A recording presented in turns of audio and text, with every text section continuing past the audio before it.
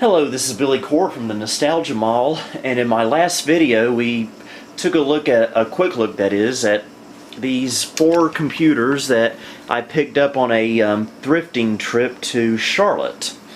And in the video I stated that I was too tired to test them that day. Well, this video is being recorded the day after and I've got all my energy back, so I'm ready to finally give these computers a test, and I figured I'd test all 4 of these on camera for you folks, starting with this one right here, which you're only getting a look at the back at the moment. This is the Core 2 Duo HP Compaq from the late 2000s. Here's a look at the I/O while I've got it turned around. We've got a line-in speaker, PS2 mouse and keyboard, serial, VGA out, 4 USB, well, 6 USB 2.0s, Ethernet, and parallel printer. And I don't know if I showed the inside of it in the last video, but here's the inside. It's a BTX style form factor here, so everything's mirrored. Let's see. We got 4 gigs of DDR2 right here. And yes, it is dusty in here. We got 4 SATA ports. 2 of them are being used. One for the hard drive, one for the CD drive. 2 got these PCI slots right here. 2 of them are XI PCI. I just don't know what I just said. Here's the hard drive. It's SATA, but it's only 80 gigabytes, so very, very small for a SATA drive. And we'll flip around to the front, which you did see in the previous video. DVD-ROM / CDRW, floppy, 2 USB ports, headphone and microphone. So let's hook it up to my test station here.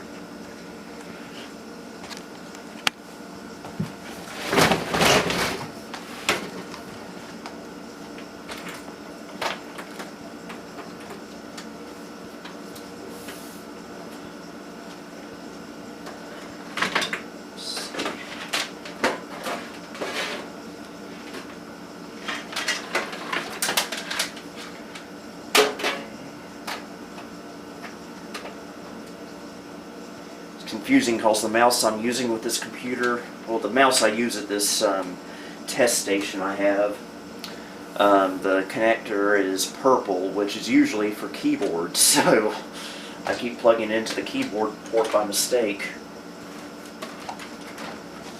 And the keyboard cable, which is also purple, goes right here. And power.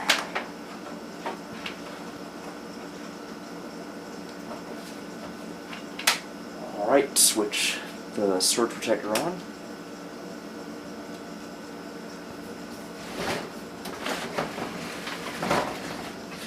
Turn around here. And we'll make a spot for the camera. Get these priority boxes out of the way.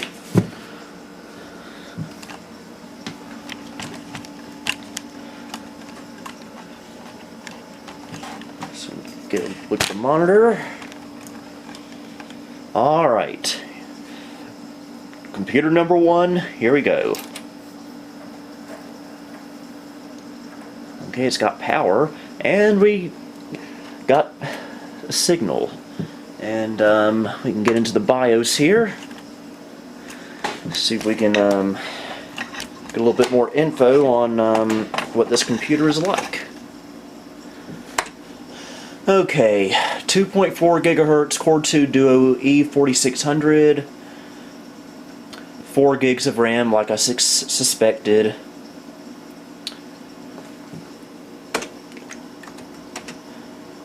BIOS is from 2008. Time and date looks correct, so the CMOS battery must still be good.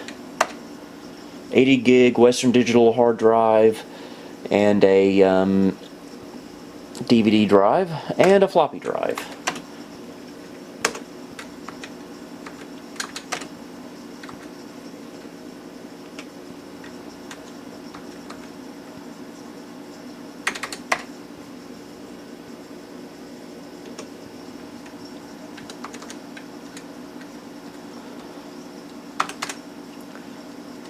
I'm not used to these HP setup utilities.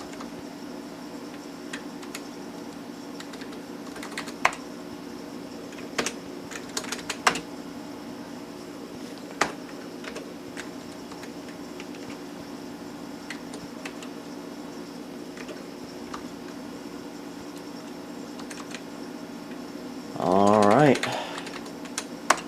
Let's see if it'll boot from the hard drive. I doubt there's anything on it. Okay, looks like either Windows 8 or Windows 10. And it's Windows 10, it looks like. Hopefully I'm not showing any private data.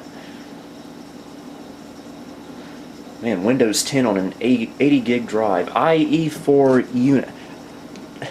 That can't be right. Was someone trying to install Internet Explorer 4 on Windows 10? Huh, it's not registering the keyboard or mouse.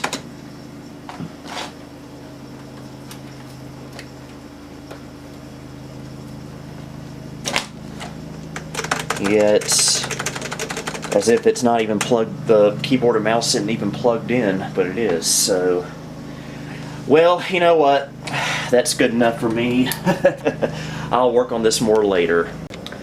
Alright, next one is this interesting looking custom built system from, I believe, the late 2000s. Has a DVD drive here. I'm not sure if it's a burner or not. Should be.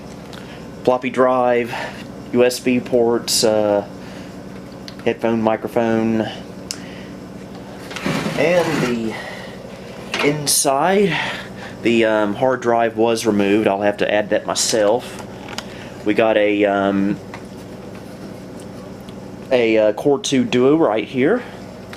No RAM, but I have RAM for it. It takes DDR3, and it also accepts both IDE and SATA.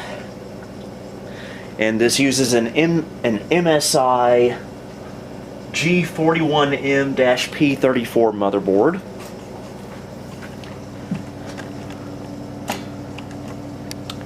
And let's switch it to the back.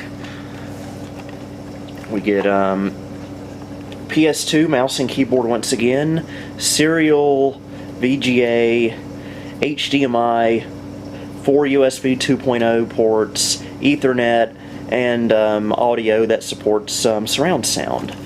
And this computer was proudly made in South Carolina. And Charlotte is right there on the state line, so that would make sense. Alright. Let's test this one out. Alright, computer number 2. And I kind of hope this one works because I could find a use for this computer. Oh. Surge protector there. Alright, here we go.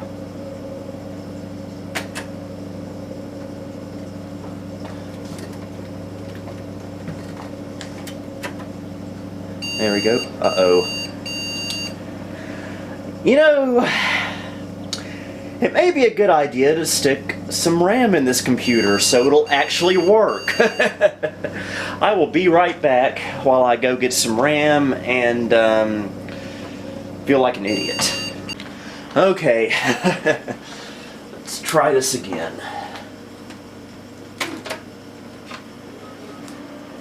Alright, no beeping this time. There we go. Computer seems to work fine. And of course there's no hard drive in here. So let's see if we can reboot and get into the BIOS.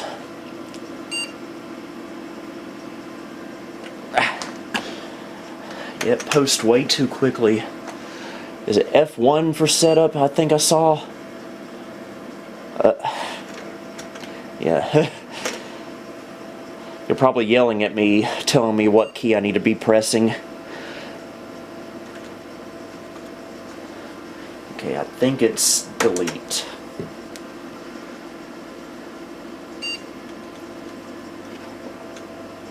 There we go. Get the camera situated so you can see.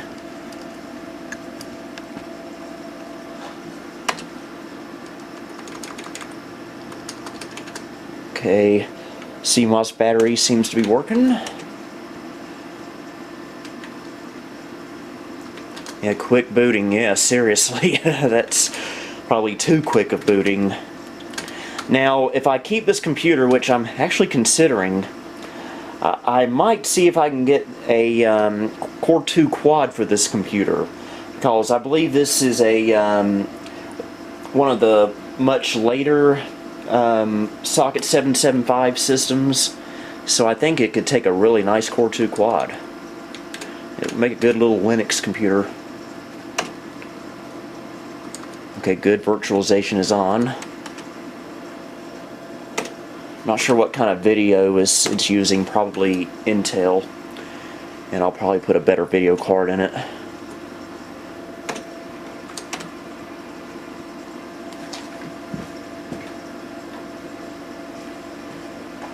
Okay.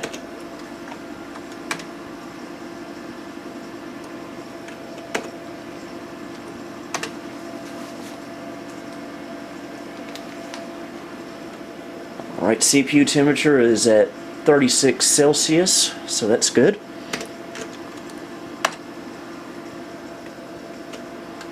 It's a nice little featured motherboard. Okay, it's a Core 2 Duo E7500, clocked at 2.93 gigahertz. I've only got 2 gigs of RAM in here. That's all I had for spare DDR3. I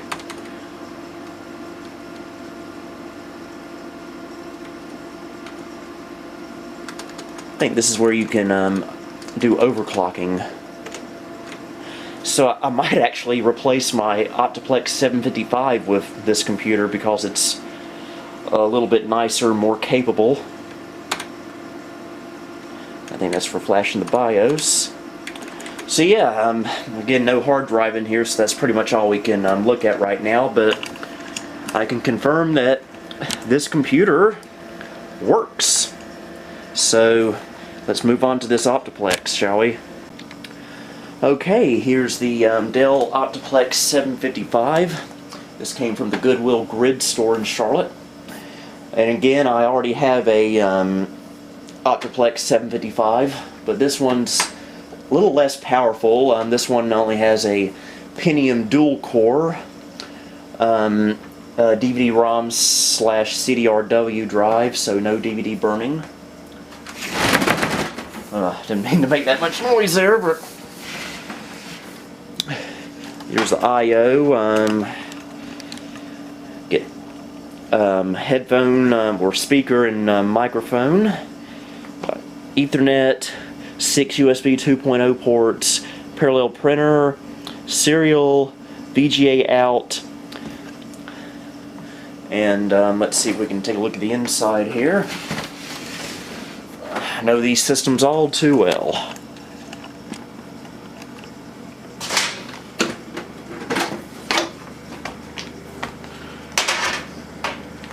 Okay. Again, no hard drive in here. We do have the DVD drive. No RAM. I'll have to remember to add some before we test this so I don't embarrass myself again. And yeah, not a whole lot in this system. But nice thing about these is they can be upgraded. So let me put some RAM in here and we can test it. Alright, this is computer number 3. Got 4 gigs of RAM in it now. And of course, like any other Dell, it powers on as soon as you hit the apply power to it. So let's hit the power button. Alright, no error beeps. Alright, got a signal. Oh yeah, I know this computer all too well. Okay, Optiplex 755, BIOS version A10 from April 30th, 2008. There's the service tag. Alright, Pentium dual core, 2.2 gigahertz. 4 gigs of RAM, which I added. Nothing in the expansion slots. Date and time looks correct. Alright. Again, no drives in here other than the optical drive.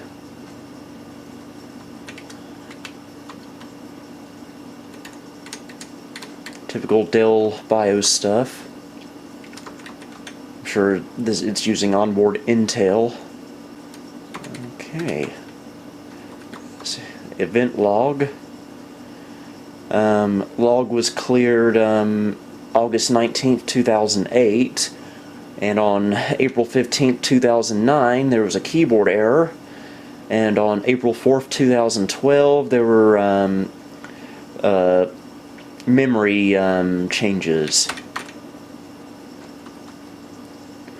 So yeah, and again, there's no hard drive in here, so this is about as far as we can go with this computer for right now, but so far, 3 out of the 4 computers work just fine, and I'm very happy. So on to the last one. Alright, last one is probably the most interesting and the most vintage of the lot. This is a Dell Dimension L667R from, I believe, the year 2000. Has a Pentium 3, and on the back of it, it has a COA for Windows 2000. And we've already got the cover open here. It's not a very big computer. We get a 20 gig Western Digital hard drive, and considering the fact that it has a $10 price tag on it, I suspect that's not original to this computer. Has 256 megs of SD RAM, using just one stick. Have a standard CD-ROM drive, floppy drive, and we can pivot the power supply out, and we can see a lot of dust. And my battery is dying. I didn't think it would be this quick, but yeah. If this computer works, it is definitely getting a visit by Mr. Air Compressor. And the back, we have PS2 mouse and keyboard, 2 USB ports, probably 1.1, Ethernet, VGA out, serial, parallel. Okay, I don't know if I mentioned, I had to pause for a second. Got VGA out, serial, parallel, speaker, line in, microphone out, and a game port, and another Ethernet port. This is on a PCI card. I hope this doesn't mean that the onboard Ethernet is broken, but we'll just have to wait and see. Okay, I hope this one works, not just because we can have a 5 for 5 deal, but this is a really interesting little computer because it's vintage in a way. And I figured out it was manufactured in May of 2000, so there you go. Alright, fingers crossed. Here we go. The power. Oh, there we go. Yes! We got a 5 for 5, folks. Wait, it's 4 computers, so it's 4 for 4. Alright. Didn't get into the BIOS in time, but I think it's going to boot into Windows. Windows XP. Obviously upgraded at some point in its life. Actually, this is probably not the original install, if that's not the original hard drive. And CPU speed on this, it's a 666, whoa, that would be kind of creepy. A 667 megahertz Pentium 3, hence the model name of the computer, L667R. and hopefully the battery doesn't die on this. I've been procrastinating buying a battery for this camera for the last 5 years, it feels like. Did it freeze? And it seems like the CMOS battery might be good because it didn't complain about it, and it has an Energizer logo on the battery, so I think it must have been replaced at some point in its life, which is convenient for me. Now if it wants a password, party's over. Oh yeah, I remember this on Windows XP computers, having multiple users with the login screen here. Let's see what Gene Jr. has. And he has a password. McClure, on the other hand, does not. And if there's anything like horrifically private on here, I'll obviously shut the camera off.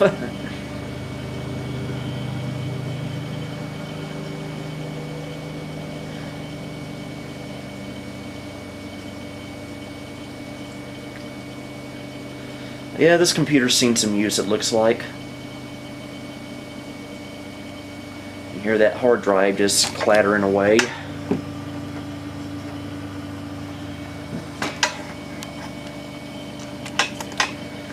This computer is not going to be keeping Windows XP. I am planning on putting Windows 98 on here instead. I figured that would be a little bit more reasonable for a computer like this, and a little bit more usable, because running Windows XP on a Pentium 3 made a lot of sense back in the early 2000s when Windows XP was still brand new. In fact, as you know, I ran it on my Gateway 2001 Gateway. But nowadays, there's just really no point in running XP on a Pentium 3 anymore, because there are just much better systems to run XP on, like Core 2 Duos. Those are beautiful for XP. So for Pentium 3s, just use those for 98 and 2000 if you want my opinion on the matter.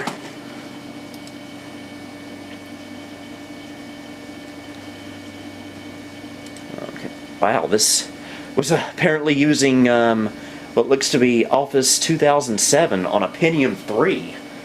Well, that was possible, I guess, but that's not something you see every day. Alright, can we get into Device Mangler? Okay, that took about 3 minutes or so, at least it felt like it, to open up the System Properties window. So yeah, this computer, well, no wonder it's so slow. We're running XP Service Pack 3 on a Pentium 3 667 with only 256 megabytes of RAM. That is just sickening. No wonder this computer is slow. Yeah, Service Pack 3 is a great add-on to XP, but only on Pentium 4s and newer. Don't put it on a Pentium 3. And it's probably going to take another 5 minutes to open Device Manager. Or not. There we go. Okay. We got Intel 82810E video. It's showing both network cards, so I'll probably take the PCI Ethernet out.